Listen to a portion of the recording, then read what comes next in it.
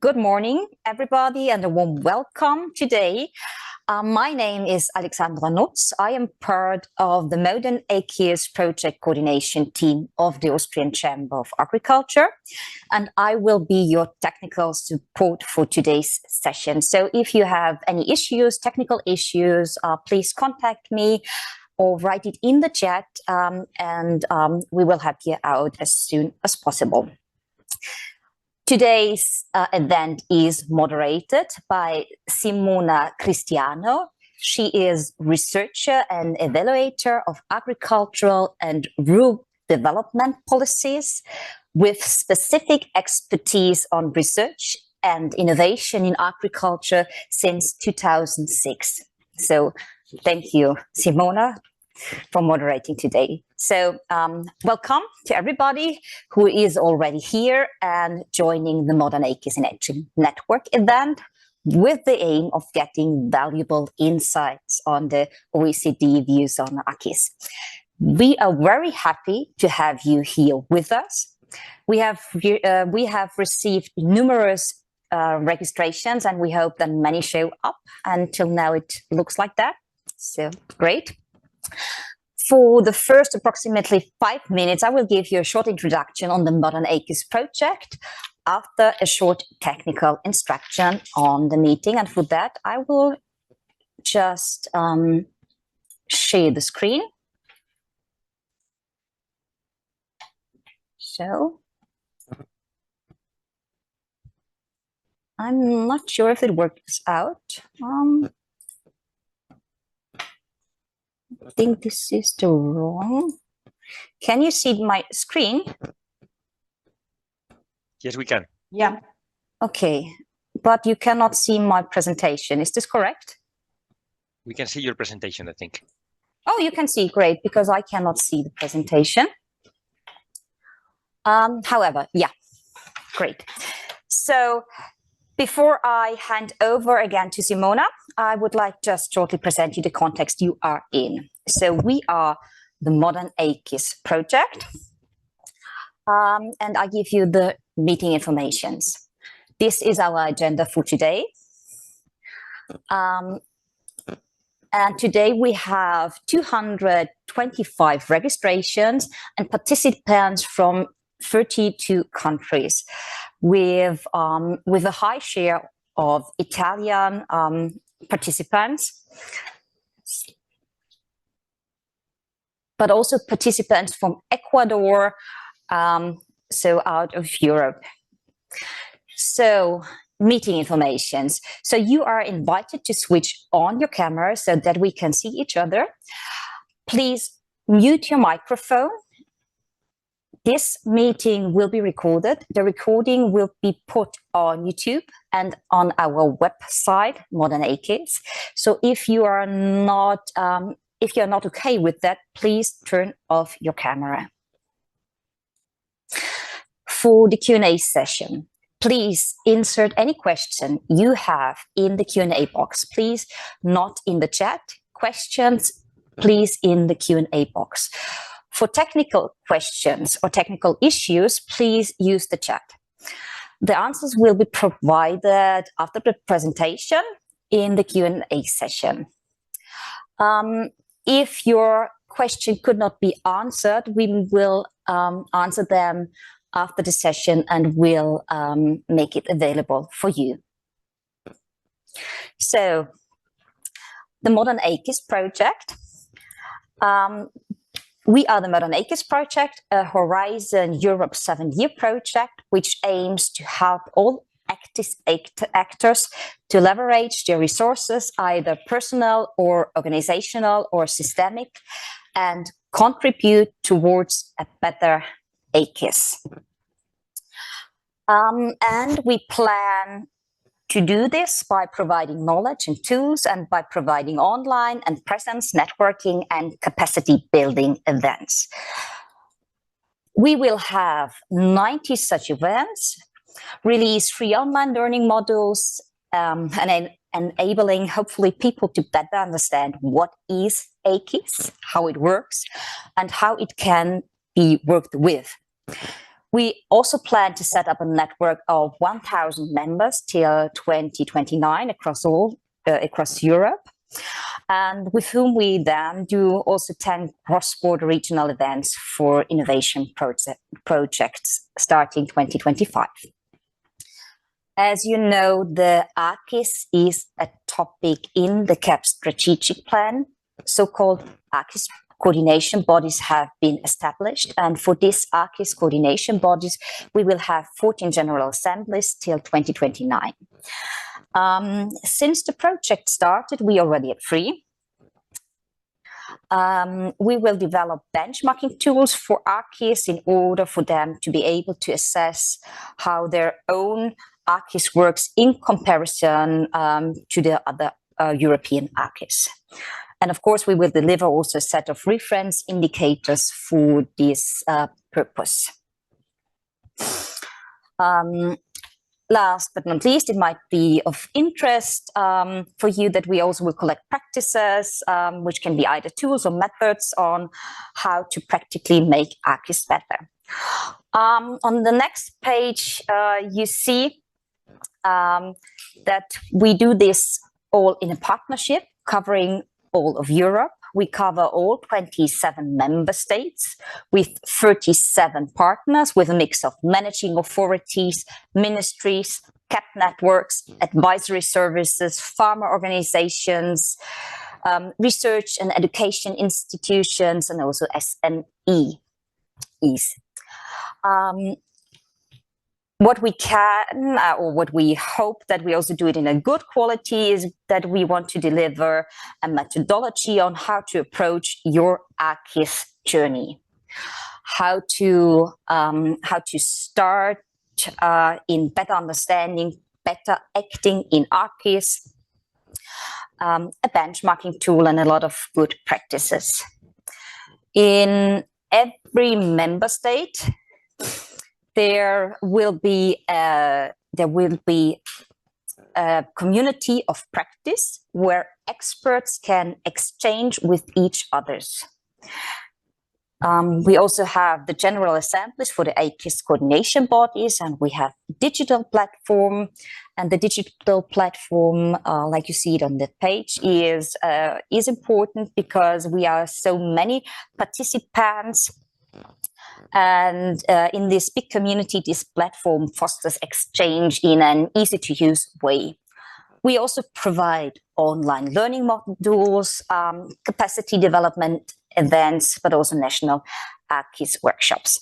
So, and because this is a European project going beyond the national part, we will also bring together experts on different topics like today, for example, in order to exchange on a European level on the AKIS.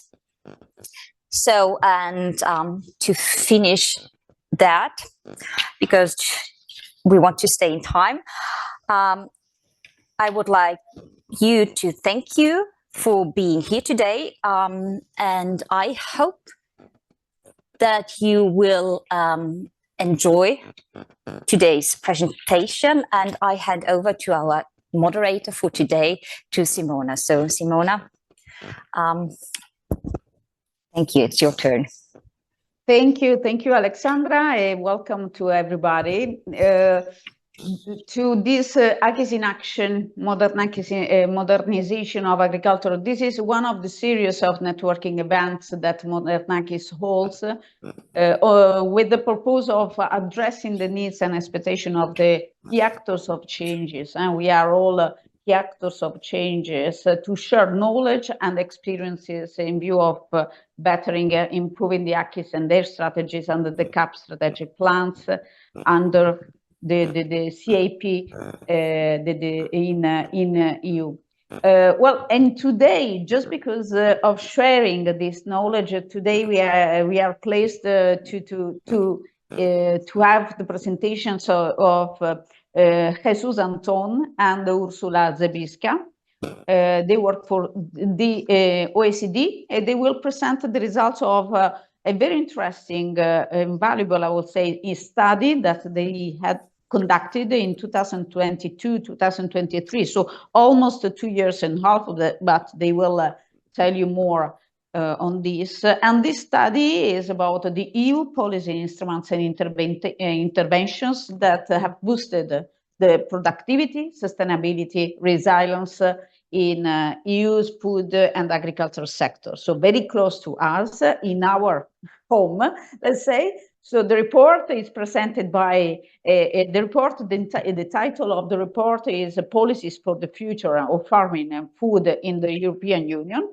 In the agenda, you have also the link to this study. Why this study? And then I will go quickly to introducing our guests. But why this study, in our opinion, is very important for us as key actors of change of modernAKIS, for three main reasons.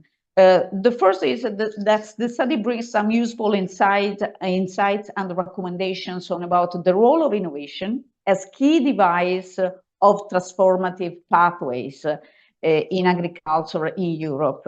So it's very close to our framework for transformative AKIS. And the second point is about the fact that the review is built upon a framework, a very comprehensive framework for evidence-based approach to assess if a certain policy environment is conducive to achieving, among the others, also innovativeness within an agricultural system. So it's, again, very close to the purpose of our projects and the assessment of the AKIS and the strengthening of the AKIS by our strategies.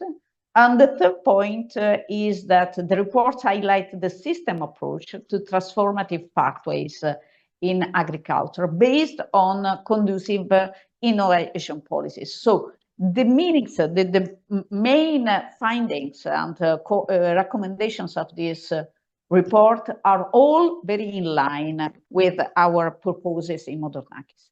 So I introduce the first of the two will be Jesus Antón, who will have a presentation about policies for the future of farming and food in the European Union. Jesus Antón leads the work on innovation agricultural policy reviews, so just this type of work that he is going to present. He also led the development of the OECD holistic approach to agricultural risk management and the project on decoupled payments, so very close to our CAP. And he worked also at IFAD on the platform for agricultural risk management. He was also a leader and advisor of the economic analysis unit in the Ministry of Agriculture in Spain. So he knows very well, I must say, issues relating to policy frameworks, policy design, implementation, and administrative burdens. So Jesus Antón, the floor is yours, and please all enjoy this presentation.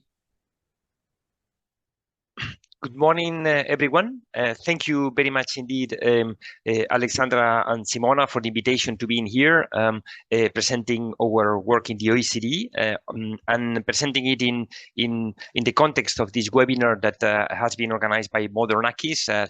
It was very interesting, the presentation of Alexandra on showing what is modernAKIS and how it seeks to somehow innovate in the way we do innovation, and that's really very much to the heart of the kind of work you will see we have done in our reviews, and particularly in the EU review. Thank you also, Simona, for the kind words about the approach we're taking. I think you're right to a great extent, as you will see that there are quite a lot of alignment between the systematic approach to policy and the need to find innovation for the transformation of the sector that is coming from our review. Let me share with you my screen to have the presentation.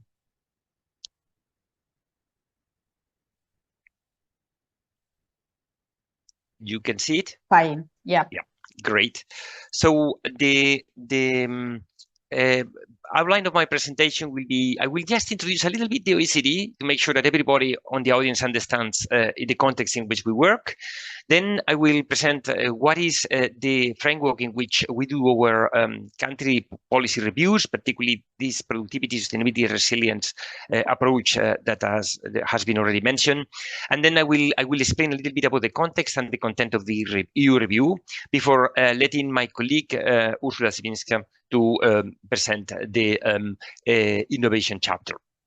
So the OECD, I guess you know, it's an international organization that is mainly made by governments that work together in order to find solutions and share experiences, and with a motto which I think will be calling to all of you, which is better policies for better lives. So the focus is on sharing policy experiences and finding solutions that respond to the problems of the citizens. And in this context, we work with an really global outreach approach with 38 member countries distributed across the Americas, the Europe, Asia, and Oceania, and with an expanding membership with 7 new accessions undergoing from also 4 different continents. So we are really a global organization, even if not a global membership. And we work with different layers. We are very much well known very often about the way in which we inform the discussions, doing statistics, putting data and knowledge on specific policies. And this is right. We do report on the statistics, and it's a very important part of our work. Probably the most important part of our work is focused on this influence, because we are able to bring together countries in order to discuss and explore innovative ideas and best practices to improve the policies, and thinking about how they are going to be applied in the future. So we have an impact on the future policies. And then the OECD also sets standards in different areas, international standards and codes. For instance, in the case of agriculture, we have codes for seeds and tractors that allows better trading across countries.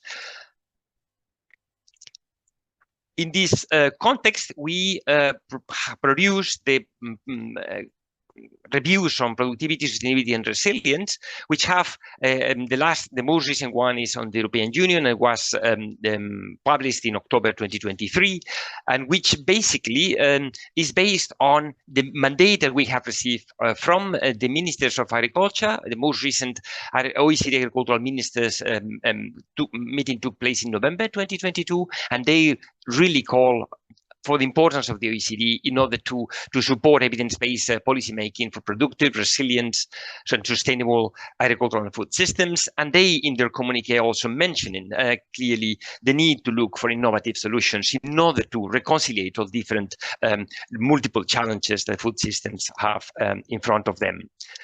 The framework is based on the idea that we have to look at the whole government policies and incentives. And even if we're looking to the agricultural sector, it's very important we don't look only to agricultural policies, but we go beyond that, looking at the whole macroeconomic policy setting.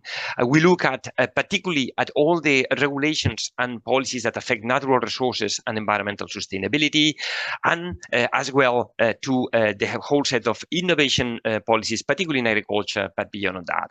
And all these policies create a set of incentives that affect the way different drivers interact in the transformation process. And these drivers are, of course, the fact that there is a structural change in the agricultural sector that has to be aligned with the constraints and with the trends that are coming from climate change and natural resources, and that is somehow engineered by innovation that allows to find better solutions in this complex context, and particularly better solutions in order to reconcile the outcomes and policy objectives, which in the right of the side of the slide, we present as 3 main headings, which we summarize as productivity, sustainability, and resilience, that we try to measure and benchmark with different countries. So we have then applied this framework to different many countries through country reviews. The most recent I has mentioned is the European Union. We did this one together with 2 reviews of member countries of the European Union, Spain and the Netherlands. Those were very complementary, and they were allowed us to look at the EU level and at the national level as well. All of them with a lot of emphasis on innovation. These reviews allowed us to have a lot of fun in terms of exchange with colleagues and with the stakeholders, both in Brussels, in Madrid, and in Den Haag. I'm sure you are very much aware that the common agricultural policy is in a crossroads. The new CAP 23-27 is based on legislation proposals that were designed before the Commission took place in 2019 and before the European Green Deal was approved. Now that this new CAP has been applied in 2023, more recently, it had to become a tool for the European Union Green Deal and the ambitious environmental targets and objectives that were there, despite that they were designed before these were set. It has interesting elements like those related to the change from just compliance to more performance approach and new delivery model. But it also comes, as always in the case of the EU, when the new policy starts, the new dialogue starts in the terms of a strategic dialogue of the future of the European agriculture in 2024 that was already launched. And as you know, there are elections just in 1 week time in this week in Europe, and it can have impacts in this policy and also in the environmental direction of the whole union. And most recently in this year, we also had farmers' protests that were showing discontent to some of these measures, and particularly related to the bureaucratic burden and the environmental constraints, with some reverse from some of the measures that would take before. So the context is complex. Let's go a little bit to the assessment. And this graph puts a bit of numbers. It's a bit complex, but in the left-hand side, you have a decomposition of the growth on agricultural production, which is the small black diamond in the graph, through different decades. And we decompose it, and as you can see, in the decade of the 60s, the main contribution to this output growth was variable inputs. So we put more fertilizers, we put more better pesticides, and we were able to produce more thanks to this. Meanwhile, when you move to the right in time, we observe that the main contributor to this increase in production was coming from this pale blue part of the bar, which is what we call total factor productivity, which is basically not adding more inputs into the production, but combining them in a better way, producing more with less. And this is precisely this productivity is precisely the result of innovative ways of combining things. Is the result of innovation, and it allows us to do more with less in the environment and also in the economic aspects. The good news is that this has been the main contributor of growth in the recent decades. The not so good news is that it has been reduced in the recent decade, and if you compare to other countries, the European Union is a bit below the OECD average and below some other countries, particularly when you look to the longer term. This is just one side of the coin. The other side of the coin is what is the agro-environmental performance, and this is mixed. Here you have in the graph the performance of the European Union compared to other countries in terms of greenhouse gas emissions and nitrogen balances. Again, we observe that the EU has, on average, most of the years been having better performance than the OECD average. It has been improving over time, but in the most recent decade, there is a stall in this progress, and particularly when we look to other indicators like biodiversity that we are not reflecting in this graph. So the idea is that this performance is mixed. Productivity keeps growing, but even at a slower pace than in other countries, and that there is some environmental sustainability improvements. However, there is still progress in others, and this mixed performance is calling for the common agricultural policy to be able to improve its performance in both fronts. The CAP has a history of reform and has positive reforms in the past. In particular, as you will recall, the change to more decoupled payments allowed to focus to reduce the market distortions and improve the efficiency of the sector, probably reflected in the productivity slides that I presented before. But in the current CAP, we have observed that there is a clear implementation gap between the ambition of the environmental goals and expectations and the implementation and the results that are achieved through it. And when we look at the numbers, there is a relatively low effort in terms of the support to innovation, as it will be explained with much more detail by my colleague Urszula in her presentation.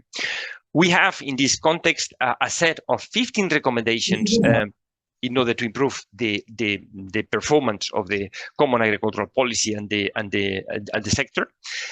I'm not going to go through them, but let me just mention 3 big vectors of change that are important. The first thing is that it's coming from the push of the present and the idea that we need to implement present policies in a very earnest implementation way, so that we are sure that we try to incorporate innovations in the way we create the incentives to deliver these environmental outcomes, and in particular thinking about result-based payments and thinking about collective payments as well, that would allow to better achieve some of these environmental and creating the incentives to achieve these environmental outcomes. The second big vector is making sure that we free from the weight of the past, and particularly somehow avoid the path dependency of the policy. And in this context, innovation is the key. We have to bring innovation as being the key driver in order to reconcile these needs, in order to increase productivity and at the same time the environmental sustainability of the sector. So innovation will be a key element in order to this change of paradigm and break from the inertia of the past. And finally, we need to be prepared for the future and for the pull of the future. And that requires, again, a lot of innovation, data, and digitalization in order to be able to respond to the needs and being able to have the information that is required both for the design of the policies, but also for the decision making by the different stakeholders across this whole sector. So this is the 3 key vectors of change that we think are needed in the policy. And as you can see, innovation is in the center of the 3 of them. That's the main message I want to bring from the whole review, and I will let then Urszula present more specifically the highlights in terms of the innovation chapter. Thank you. Thank you very much, Jesus. Very insightful presentation. Please, the participants take note of all of these insights and of all of your questions into the Q&A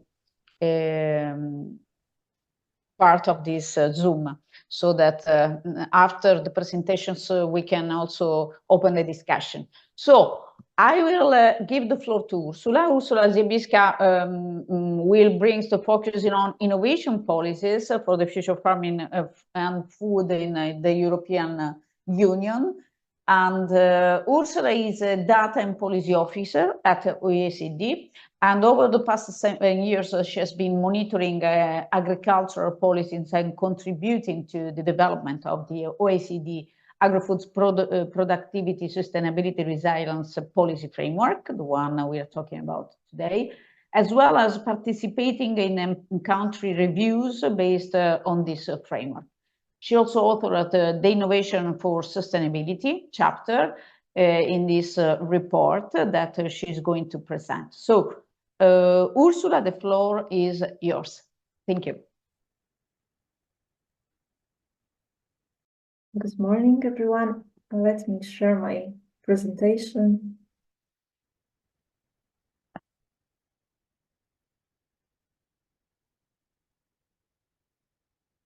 I hope you are able to see right now my screen with the presentation. Looks like still not, but it's coming, I think.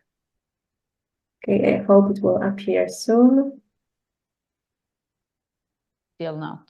Still not. Okay.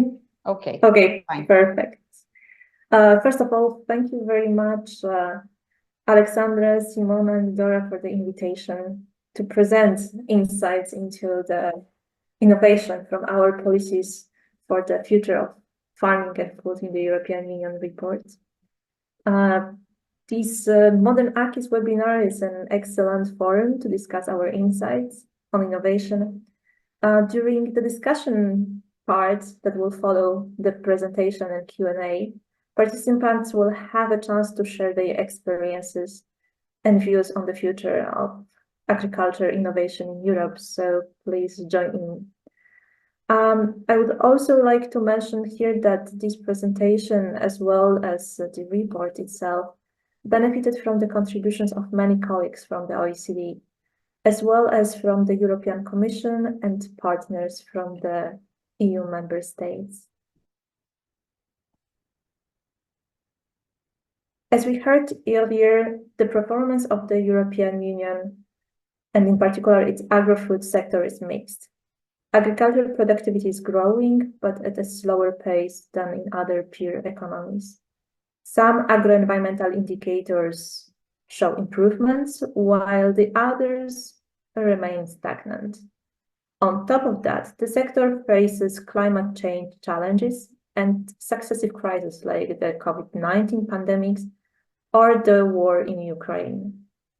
It also needs to tackle the triple challenge of ensuring food security and nutrition, providing livelihoods to everyone along the agri-food supply chain, as well as improving environmental sustainability.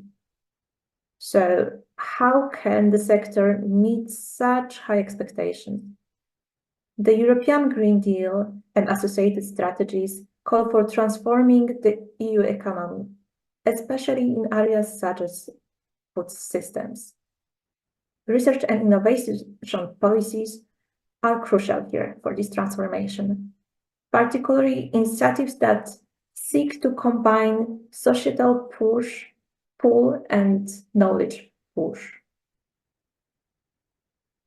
The Common Agriculture Policy also recognizes this central role of knowledge and innovation. This is for achieving environmental, economic, and social sustainability of the agriculture sector. It even sets fostering knowledge and innovation as a cross-cutting objective that's supposed to help to deliver on all other policy goals. But is it enough?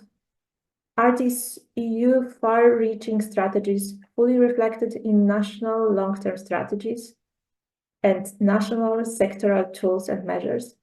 And finally, do they translate into greater sustainable productivity on European farms? Sustainable productivity growth is likely to depend on the entire spectrum of technologies and processes, as well as on the involvement of really wide range of actors. Therefore, innovation cannot be seen as business as usual. It requires specific reflection and targeted, tailored strategies, as well as putting innovation at really core of the food policy. Today, I will discuss selected results and recommendations from our review. I will focus mostly on 4 areas. Firstly, the financial ecosystem that is supporting agriculture innovation, as well as the main agriculture knowledge and innovation system actors and knowledge flows going between them. On top of that, we'll talk about skills that are needed for the sector. And finally, the huge need of data and evidence to support the policies.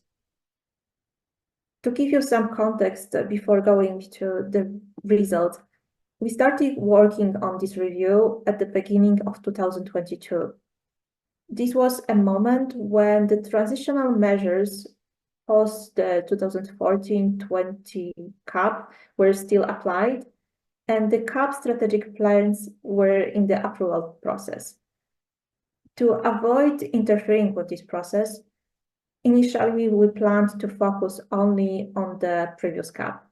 However, by the time the analysis was ready early last year, it was impossible not to bring at least a little bit of the new CAP and acknowledge that certain changes are happening.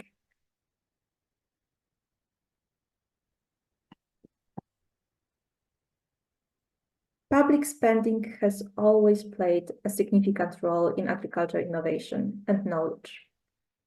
It helps to spur private investment and fill gaps where the private sector is less active.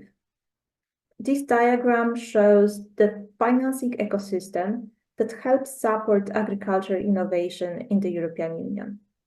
Of course, this is just a simplification. It also highlights the variety of instruments that are available in the European Union and directly or indirectly contribute to innovation in agriculture.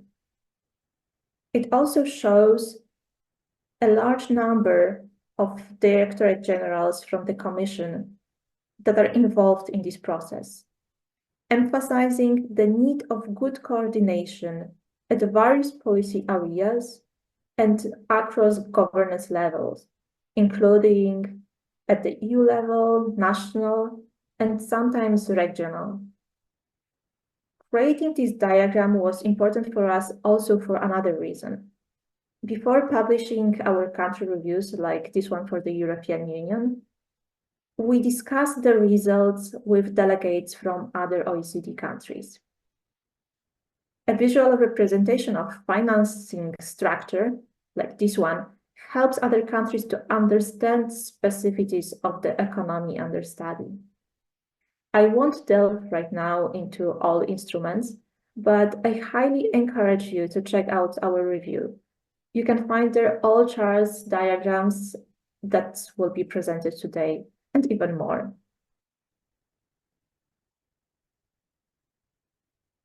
At the OECD, we measure support provided to the agricultural sector. This comprises support going to individual producers, to general services, so in other words, the sector as the whole, as well as the budgetary support to first-level consumers of agricultural commodities.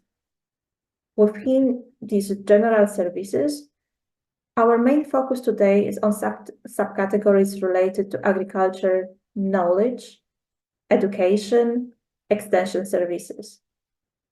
Specifically, in the European Union, this includes, for instance, measures such as M1 and part of M2 under the previous rural development plans. As illustrated in the chart, resources devoted to the agricultural research and innovation are relatively limited, highlighting the potential to repurpose some of spendings to spur more innovation within the sector. Out of the over 100 billion euro transferred annually to agriculture sector in recent years, only 6% was allocated to knowledge and innovation systems. This places the European Union above the United States and OECD average, however, behind countries like New Zealand at 36%, Australia at 24%, or Canada. When we look specifically at knowledge and innovation measures in the European Union, we can notice that they are predominantly financed by individual EU member states. 91% of the spending comes from national budgets, and the remainder is provided by the Commission. This highlights the crucial role of national efforts in fostering knowledge transfers and agricultural innovation.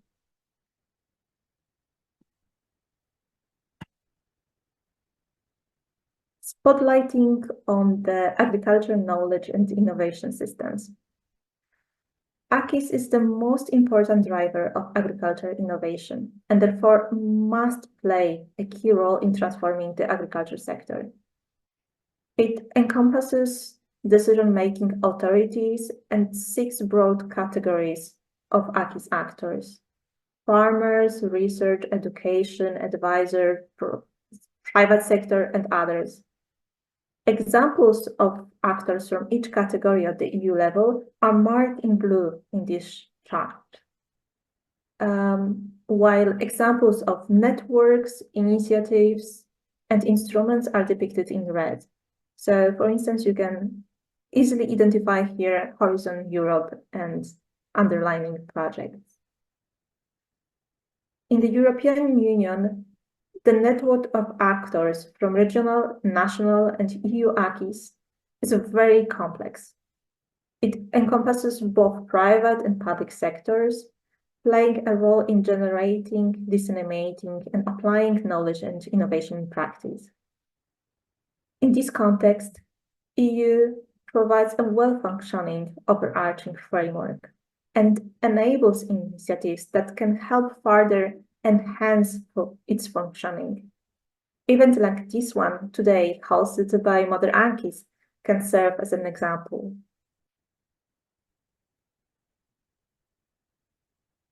The European Union strongly promotes cross-country collaboration through the Single European Research Area and Horizon Europe Research and Innovation Framework Program. As illustrated in the charts just in front of you, this commitment is evident and by a notable portion of agri-food publications and patents with foreign actors and co-authors. Each individual EU member states, which are depicted here in blue, collaborates with other EU member states, and that is included here. However, despite the exclusion of this intra-EU collaboration in the EU27 aggregate, it's noteworthy that the EU27 demonstrates a stronger emphasis on international cooperation than the OECD average or global average. Furthermore, it's worth noting also that there is a heterogeneity among EU member states. This diversity may stem from disparities when it comes to size of the country, structure, or quality of academic institutions. Now let's zoom in on innovation involving farmers. The European Innovation Partnership for Agricultural Productivity and Sustainability is the main instrument introduced by the Commission to close the gap between research and farming in practice. During our presentation of the review to the OECD delegates, we observed a great interest in this unique, interactive innovation model that involves farmers in creating solutions. This approach is very promising, yet more evidence is needed to understand how activities of operational groups translate into the adoption of innovation by farmers, particularly those farmers that are not involved directly in the operational groups. What barriers or difficulties do members of these OGs encounter? What are the keys to the success of the most effective OGs? Recognizing these needs, the European Commission recently undertook a study to explore these questions and facilitate development of more effective future policy tools, thanks or rather through the policy learning.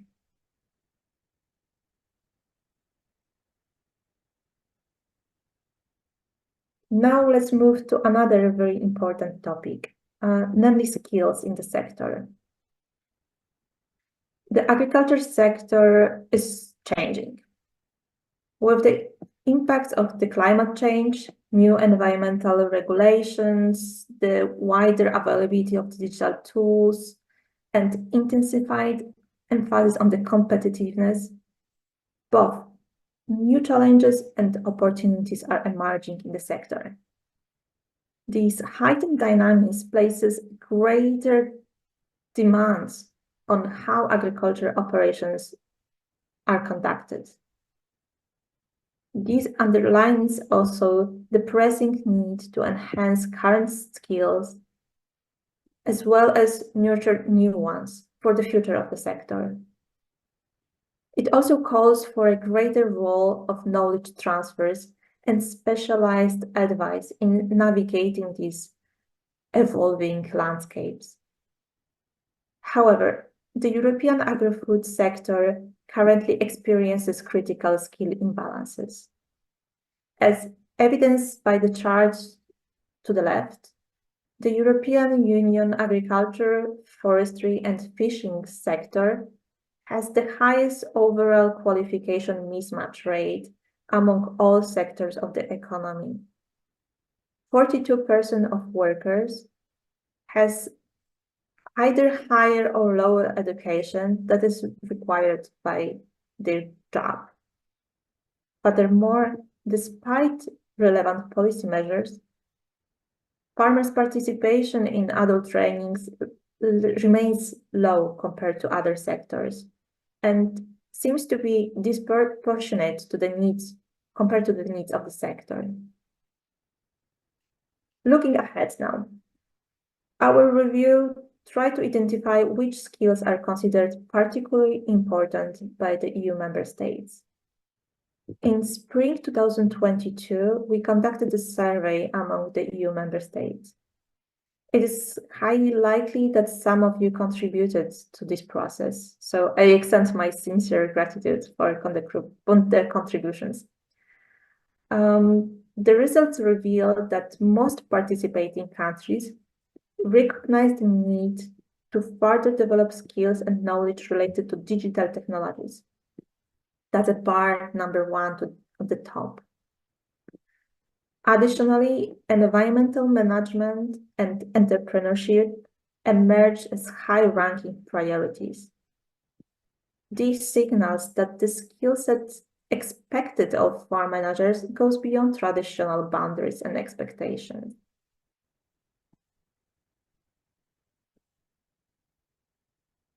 Alongside more traditional education, farm advisory services stand as a vital pillar in assisting farmers to address these emerging skills requirements and drive sectoral transformation. Agriculture advice holds significant potential in fostering the adoption of innovative solutions. By enhancing farmers' awareness and understanding of environmentally friendly practices and digital technologies, they can pave the way for a more sustainable agriculture future. Yet, despite the growing importance of multidisciplinary farm advice, the funding for relevant measures remains marginal in the overall CAP, with around 0.2% of the second pillar. And the uptake seems to be also limited. Public advisory services often prioritize administrative support for financing application processes over addressing on-farm challenges faced by the farmers.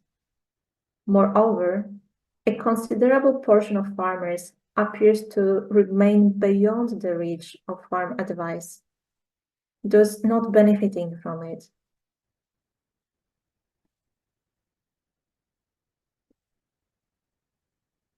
Now we come to the second part of the presentation, namely to recommendations. The review brings 15 recommendations to the strategic dialogue on the future of agriculture. Among these recommendations, 3 focus on innovation, while another 3 on data strategies. I will be delving into these ones. Each recommendation is divided into specific actions that can be applied to current or the next programming period. While some actions may have been already in motion under the current CAP, with the CAP 2023 onwards, we would like to highlight the importance of these actions and call for future efforts. Knowledge transfers and innovation have been increasingly gaining importance under the new CAP. However, despite the high expectation placed upon them, they are still not at the core of the CAP. Our recent survey showed that some EU member states still lack their own innovation strategies for the agri-food sector. Developing these strategies could streamline efforts and enhance coordination at the national level. It is imperative to align these strategies with specific operational targets that are coherent with the overarching vision outlined by European Green Deal and seemingly integrated and well integrated into CAP strategic plans. Furthermore, efforts should be also directed towards identifying synergies and trade-offs between objectives in different policy areas. This includes areas such as agriculture, but also environment, education, and digitalization, even if they fall under the jurisdiction of different ministries. When it comes to shaping future policy design, monitoring and evaluating performance of current measures and initiatives is crucial. Take, for example, the EIP Agri operational groups. This is a very promising policy tool that could further benefit from analysis of the past experiences.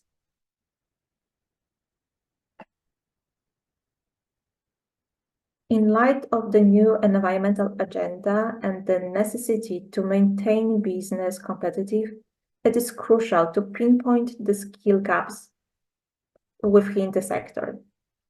This requires a thorough assessment of both current and future needs, forming the foundation for crafting a comprehensive skill agenda and education plan.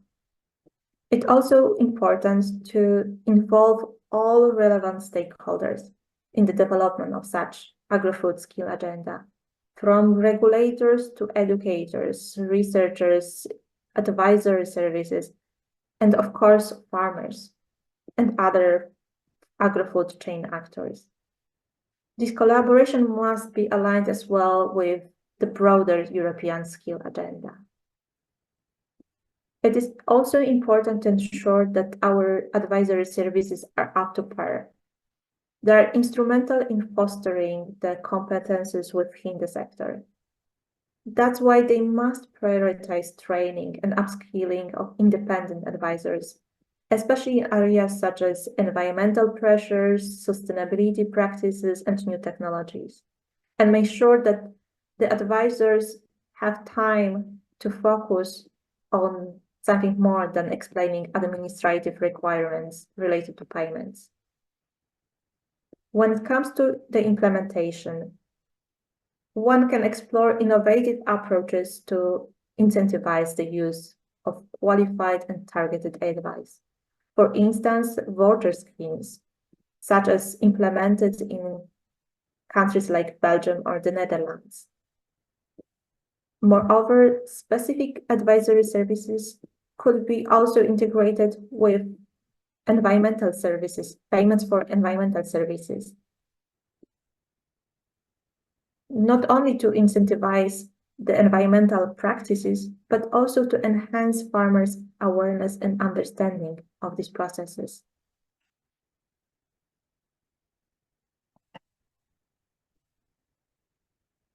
When it comes to promoting lifelong learning, we need to have a multi-phased approach. One should encourage various learning methods, including self-learning, expert teaching, peer-to-peer learning, both online and with hands-on activities. Reaching out to specific groups of farmers who may be harder to engage should also be encouraged.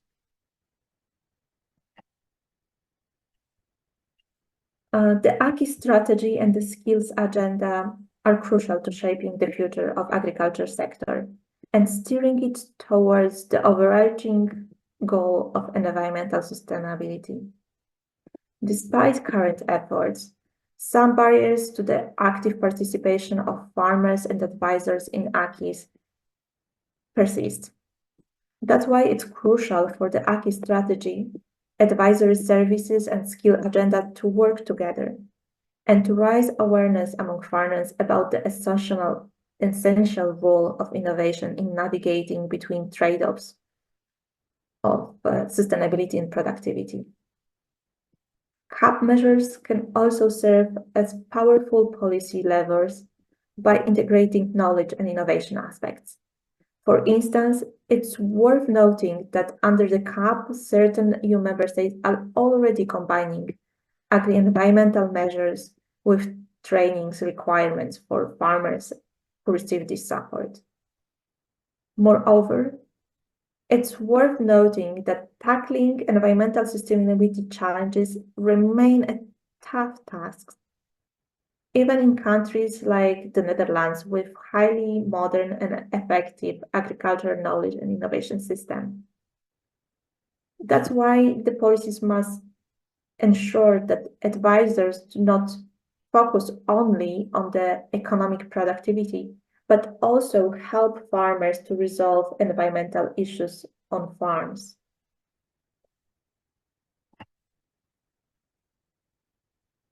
The growing importance of data for the economy and society is reflected in the European Strategy for Data, as well as in recent legal acts. A number of initiatives have been proposed to address existing data challenges and shortcomings. For instance, the transition of the Farm Accountancy Data Network to the Farm Sustainability Data Network. Also, the proposed inclusion of additional environmental and societal sustainability variables has the potential to fill some of these gaps. Such data are essential both for policymakers to monitor and evaluate policies, but also to farmers to inform their investment strategies and decisions on the farm practices. However, despite this inherent value of data, current payment schemes do not incentivize farmers to hand over the data they generate.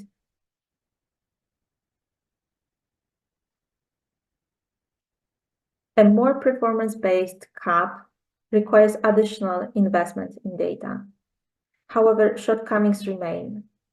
For instance, social sustainability is an emerging issue, and more data is needed on, for instance, gender and migrants.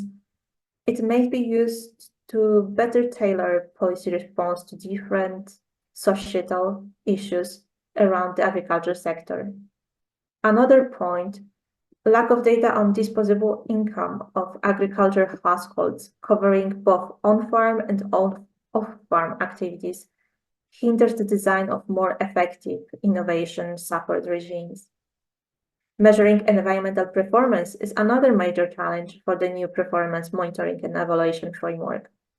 The set of plant result indicators not necessarily will reflect all final impacts.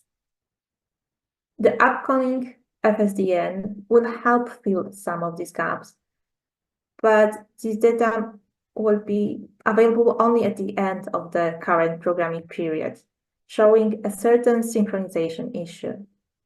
Moreover, the harmonization of compilation of member states' data may also pose certain challenges due to data fragmentation and heterogeneity.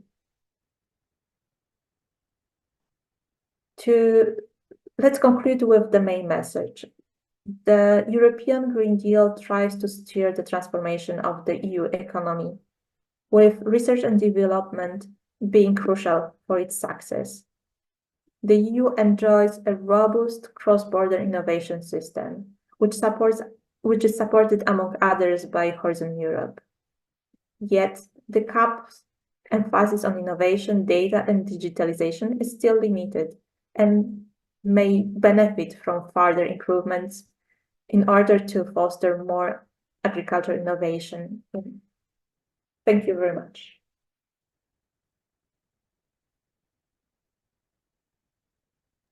Well, a lot of valuable insight. Thank you very much, Ursula and Jesus. Meanwhile, Alexandra checked the Q&A box to see if there are questions from the participants. I just wanted to highlight some keywords that were just now said by Ursula. Approaches and methods for assessment of the skills in member states on the AKIS, on the different actors of the AKIS in member states, and this is very possibly effectively one of the weaknesses in the EU. We conduct a very few assessment of the skills widely in the AKIS, and approaches to lifelong learning. But I must say on these, modernAKIS is quite in line with this, because we are aiming at building up and developing capacities of the key actors of change of the AKIS. You mentioned also trade-offs between using innovation to deal with the trade-offs between productivity and sustainability in agriculture, which are the two, let's say, main objectives of the AP-Agri. So we all work under the AP-Agri initiative, and these are very important. So, focusing, highlighting the role of innovation to conceal, you said, to conceal productivity and sustainability is a very topical issue. The use of digitalization to boost innovativeness within the AKIS. Data gaps, you're right, we have some data gaps, specifically on AKIS and the AKIS strategies, and the low quality of existing indicators, so data. And there's also needs for strengthening the skills and competencies of advisors, and I would add also innovation support services.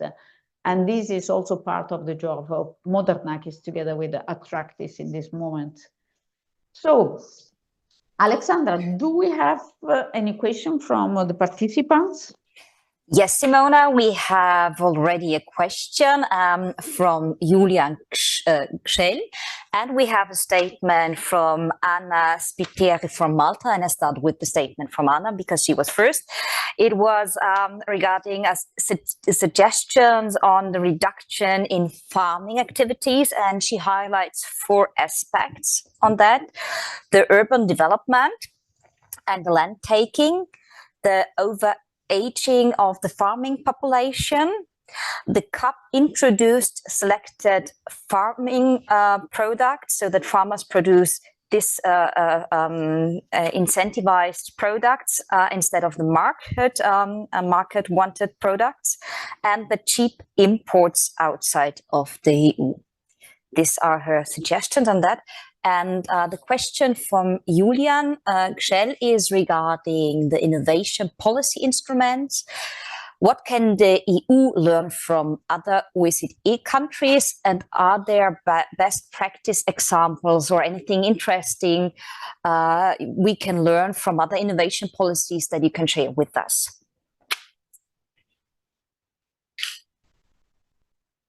Good. Ursula? Yeah. Okay, well, thank you very much for the question. There is a huge diversity of the agriculture innovation systems and instruments across all countries in the world. We didn't have the chance to analyze all of them, but there are certain similarities and certain differences. First thing to notice is that AKIS, agricultural innovation system in countries, whether they're called in the same way or not in other countries, needs to be adapted to the certain context. Each country is different when it comes to its size, its capacity to innovate, its mix of commodities that are produced. And basically, European Union is in the very good place, thanks to instruments such as Horizon Europe, because it fosters the collaboration. The knowledge that is created in one country can be spilled over afterwards to other ones. Not all countries need to do exactly the same thing, because there is this already framework or structure to foster collaboration, so that the resources are pulled from all over the Europe in order to meet or fight the global challenges.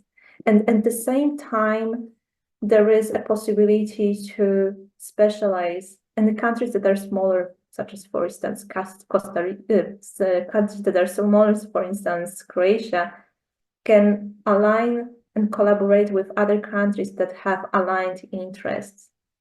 This means that there will be not one-size-fits-all solution, and it needs to be adapted to needs. However, there are instruments in place that can help with this process. Thank you. Thank you. Urszula, we have another question for you.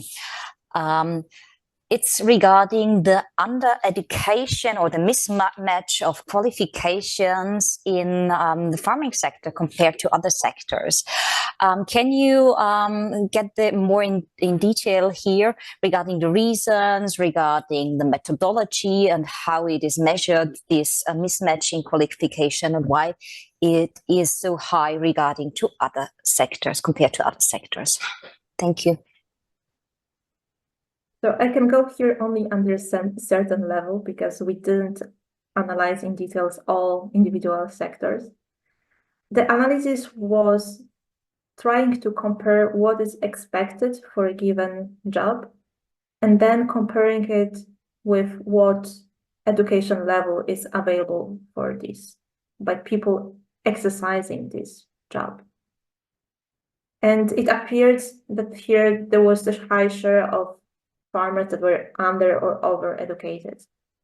We analyze it at the global level for the OECD, but every country can have a little bit different reasons behind that and different particularities. But the image is clear that a little bit less than 70% of farmers in the European Union has only practical experience, and that leaves a space for improving education, and in particular putting more stress and attention to advisory services that can help fill in the gap and provide advice in the areas that are changing over time and require being up to date with all developments and shifting knowledge from the place where it's developed to where it needs to go. Thank you. We have an additional statement from Anna Spiteri from Malta. I'm not sure if it's more to Urszula or more to Jesus. It's regarding the free independent advisory service. Anna stated that in Malta, before joining the European Union, it had a free advisory service, a free independent advisory service. With joining the European Union, it changed and became a paying agency. And with that, the advisory services disappeared. And she suggests that it would be good if these advisory services would be encouraged again. So this is the statement from Anna. I'm not sure if anybody wants to say anything. Oh, yeah, we have. Please raise your hands if you want to intervene personally in this discussion. We have an additional question. We have another question from Valentina Carta from CREA. Based on your reviews and international perspective, is the AKIS approach well-fitting the purpose of a significant sustainability transition of the agricultural systems in the EU, or maybe the global level? I'm not sure, Urszula, if this is your question. Okay, I can take it. So definitely the AKIS is crucial for the transition to more sustainable agriculture. However, while it's crucial, it's also not sufficient on its own. A sustainability transition requires a set of economic incentives, as well as favorable regulatory environment that creates the right incentives to make the right conditions and make innovation attractive to farmers and researchers. For instance, in the Netherlands, there is this well-developed AKIS, but it puts priority more on the productivity side, economic productivity, and less on the sustainability. And for instance, that's why last year we heard so much about the Dutch nitrogen crisis. But returning to the AKIS in general, by definition, the AKIS is a network of actors, including farmers, advisors, and so on. All of them promoting knowledge and innovation. This interconnection and collaborative nature of AKIS can help ensure that innovative solutions both meet farmers' needs and serve the sustainable productivity agenda. So definitely, it's very important to make sure that AKIS is progressing in the right direction. That's the great network, but it needs to be fostered. It needs to be taken care of. I think Jesus wants to add something to that. Yeah, please. Yes, thank you indeed. And just I wanted to intervene on some of the questions, that very interesting questions that have been raised. Ursula has made a lot of points, but just a few points on some of them. For instance, on experiences from other countries in terms of innovation initiatives in the agricultural sector that could be useful. In other countries, I'm thinking particularly in the United States or in Australia, there is much more emphasis on the role of the private sector, and the private sector have a very strong leadership in this, and this is due to many reasons, including some initiatives and some regulatory frameworks. It doesn't mean that this is the better approach than the European one. I think there are lessons that can be learned from it, and that's the way in which we have to look at these different innovation systems. In the case of Australia, they have these commodity boards that are particularly focused on innovation, and which really are a way of interacting between the public money and the private, that are matching each other in order to find the solutions that are really identified by their own sector. So the priorities are really led by the sector themselves. And I think these boards, it's an interesting experience. Or some countries in the EU have things related to this. That the Netherlands have similar or related types of approaches, but I think there are lessons that can be learned from there. Then, when you think about the general innovation environment in some countries, like in the US, the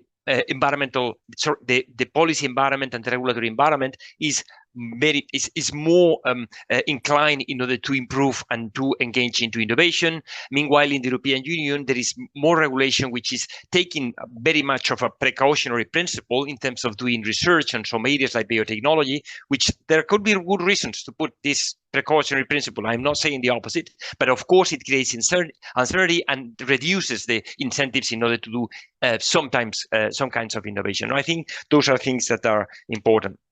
Then, in terms of the comment from Anna from Malta, we have found that also in other new accession countries. We have recently doing the accession review of Croatia, in which and it's also a general tendency in many other countries, that the public advisory services are to some extent being reduced or and taken place by other administrative tasks that are required, and this is a development that we have to think about it, because definitely the EU framework makes a lot of emphasis on all the compliance and administrative aspects of it that immediately somehow crowds out the possibility of doing proper advice, and this advice then is taken by private sector, but the private sector may need not have exactly the same alignment of objectives that has the public sector and the public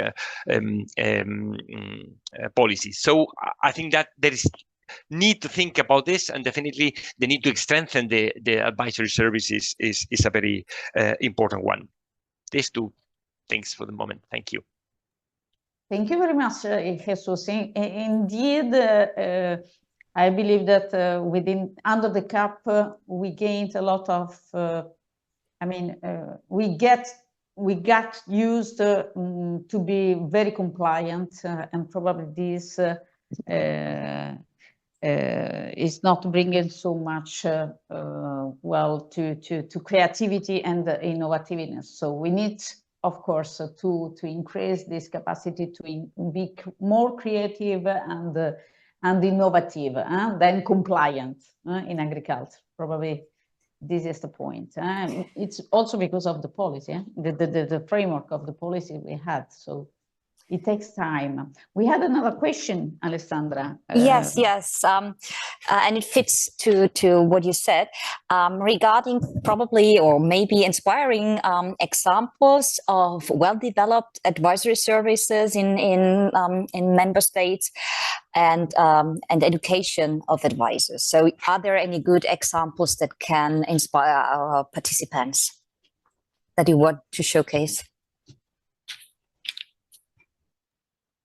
Maybe I would like to mention here actually that being good developed doesn't mean necessarily responding to the challenge and answering all questions, because the agriculture advisory services can be very performant, very active, but at the same time focus more on the economic side of the equation, like for instance in the Netherlands. On the other hand, there is this need to bring sustainability to the equation. And some countries are trying to do it, for instance, through the vouchers, trying to guide the policy, the advice to farmers in the direction that will help the environment and the operations. So that's a very difficult question to strike the balance between both. There is need to create strong, well-functioning advisory services, but at the same time, they need to answer multiple needs and multiple questions and expectations. Very good. Thank you very much. Thank you.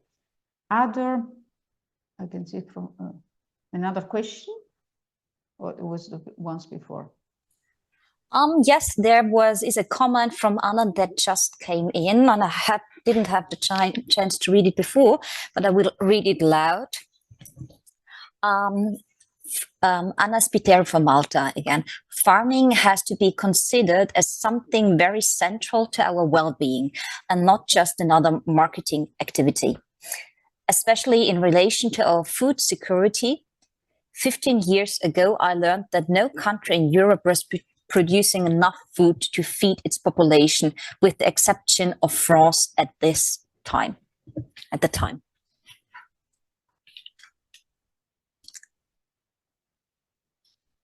Good. Thank you, Anna Spiteri from Malta, for all of your comments. Thank you very much. Thank you for active participating. Yeah, very, very active, very active. So if there are no reactions from Jesus or Ursula, I'd like to have a question for you. Maybe you decide who to answer. It's more about data. Because you talked about, maybe more Ursula, you talked a lot about data, the importance of data, and also the use of digitalization and so on. But based on your expertise and knowledge at the OECD, to what extent are they already research innovation indicators that you use under the OECD framework are utilizable, to provide evidence about the AKIS member states, European member states, and their AKIS strategies. How long we can put in use also this bulk of indicators. But I tell you this because we are starting, we are working on the modernAKIS to construct a comprehensive framework for the assessment of the AKIS and the AKIS strategies. And so we are also, let's say, checking what is already in place, or even at international level. Thank you. So I will take this question. Maybe I will start with what happens by us at the OECD, as we do collect and analyze policy data. The two most meaningful databases in this context are the Agriculture Policy Monitoring and the Research and Development Statistics databases that are available at the website of the OECD. These two databases are very complementary. The Agriculture Policy Monitoring dataset covers market and budgetary transfers going to the agriculture sector. That's a database I mentioned before during my presentation. Expenditures on research and development and agricultural education and extension services constitute only a small part of that. On the other hand, the research and development statistics are more focused on the general research and development, with agriculture being only one of the several socioeconomic objectives. One of the biggest advantages of these databases is that they try to cover all OECD member states, as well as key partner countries, by applying the same standardized methodology. However, of course, they have some limitations as well. These datasets heavily rely on the data coming from the member states, from the countries. So while some indicators such as total public spendings on agriculture R&D are available for most of the countries, when it comes to more detailed data on the information, they're harder to come across. For instance, it's often challenging to get data on the involvement of the business sector and the activities taking place. Also, the redistribution of expenditure by topic areas are more challenging, and information on what share of spendings is going to innovation for sustainability in a particular sector, it's rarely there. But when it comes to the part of AKIS, AKIS is a very complex concept and requires monitoring and evaluation, of course. Thus, it requires this multi-dimensional approach of combining quantitative and qualitative information. This may present a common cross-country challenge because, for example, an increasing share of organic farming is the well-known EU point of interest. But if we wanted right now to learn how much investment goes to R&D spendings on organic farming, that would be not a simple question to answer. That kind of statistics basically may come mostly from individual case studies and not systematic data collection. Similarly, monitoring the uptake of innovative practices, solutions on the farm level constitutes a challenge. Effective monitoring requires indicators that reflects this diverse aspect of AKIS, including the impacts of knowledge and context on adoption of innovation. However, data and evidence gathering cannot be separated from the policy. They must be integrated in the way that benefits both the policy monitoring, but also helps individual farmers and other AKIS actors make better decisions regarding either their activities on the farm or research activities. I hope that's helpful. Thank you. Thank you very much. Alexandra, are there any questions? No, but a comment. We are perfectly on schedule, and these are our last 5 minutes. And dear Simona, may I ask you to wrap up our today's event? Of course, of course. So, how to wrap up? A lot of good insights, recommendations, conclusions. So, thank you very much, because it was very meaningful. These different perspectives from of yours, from our side. So, key messages, I will say, key messages from your presentations, and for us as the key actors of change, as modernAKIS, project. The first thing is about bringing innovation at the center of the EU CAP policy, which is probably something like different from putting innovation modernization as a cross-cutting objective. Also because it takes some also administrative approaching complications, if not just implications, let's say. So probably it's time to rethink also this approach and between cross-cutting and the center of the EU CAP policies. This will mean very possibly that the policy measures, policy typologies of different typologies of interventions that are designed for the implementation of the AKIS strategy should better designed to achieve transformations across the agricultural systems, which means not only the AKIS interventions, but all the interventions of the CAP strategic plans, and also better directionality, directionality of these interventions, achieving major productivity, major sustainability, and so on, but better directed by an innovation purpose. And this also brings to directionality in terms of policy, from the policymakers to research and innovation. So directionality should be more clear. I must say that all the AKIS strategies are going in that direction. Sorry for this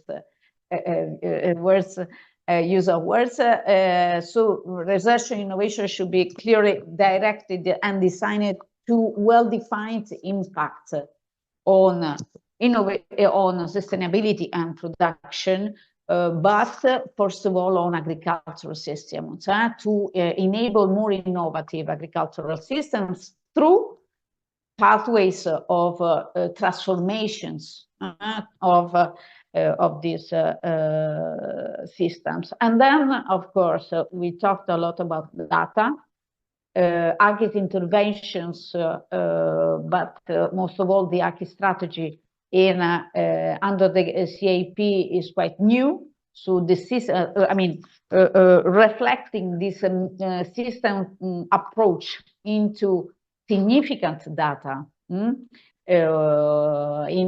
to capture, to collect on the agricultural system is very difficult. We are starting, and of course it will be a work in progress, and hopefully there will be a better evidence-based policy for the strengthening of the AKIS in member states during the next programming period. For the moment, we have to work on the building up of relevant indicators. Yeah. Thank you very much indeed, Jesus and Urszula.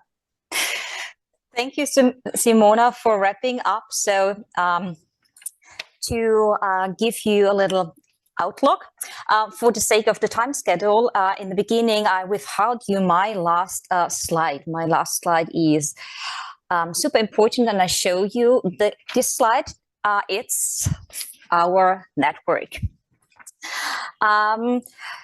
I invite you, if you're not already part of it, I invite you to join our community. We have our next events in the thematic. Our next event will be about digitalization and on digital repositories. And in autumn, we have further events on climate mitigation and fostering knowledge flows. So we want to invite you to join our community. And I hope you'll enjoy today's session. And I want to say a big thank you to our presentators, a big thank you to Simona, and a big thank you to you all for being part of this event today. So in the end, we have a little poll for you if you enjoyed our event, and I will now open this little poll, and I hope you liked it. And I hope to see you at the next events, and this event will be put online on our website and on our YouTube channel. So thank you very much for being part of this event today. And I wish you a good day ahead. Thank you very much. For further information, you can visit the modernAKIS website at modernakis.eu or do follow us on social media.